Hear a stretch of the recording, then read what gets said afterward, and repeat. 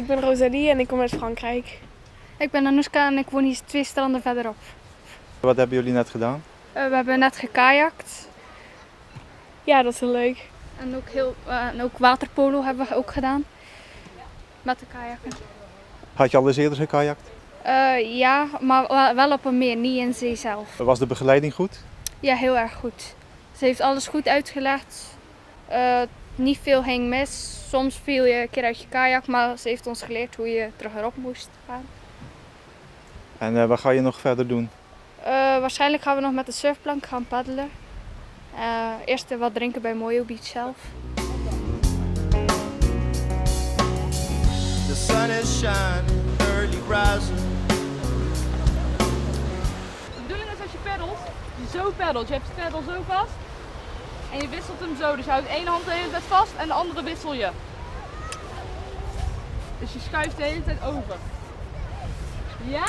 All these thoughts that can be blind. You from all these opportunities. Always forming on your horizon. Ik ben Geertje, ik loop hier vanaf april loop ik hier stage. En we zijn op een gegeven moment ben ik aan mijn uren toegekomen en nu werk ik hier eigenlijk. Ja, ik ben gewoon instructeur hier, instructrice. Doe ik hier lessen geven bij Moyo Beach. En wat heb je vandaag gedaan? Ik heb vandaag gekajakt en gesupt. Suppen is stand-up paddling. Dat is de bedoeling dat je op het bord gaat staan met een paddle. Dus dat je daar je balans op kan vinden. En wat volgt er nu nog? Dat ligt aan de mensen die wat ze willen. Er komen dadelijk 2 dames. En wat zijn de mogelijkheden? We hebben skimboarden is nog mogelijkheid. We hebben kajakken dat ze nog kunnen doen. En suppen. Ze kunnen gewoon zelf kiezen. Skimboarden, wat is dat? Skimboarden is over de rand van de waterkant. Een beetje een soort surfen. Gewoon op het bord staan. Vind je het leuk om hier te werken? Ik vind het hartstikke leuk, ja.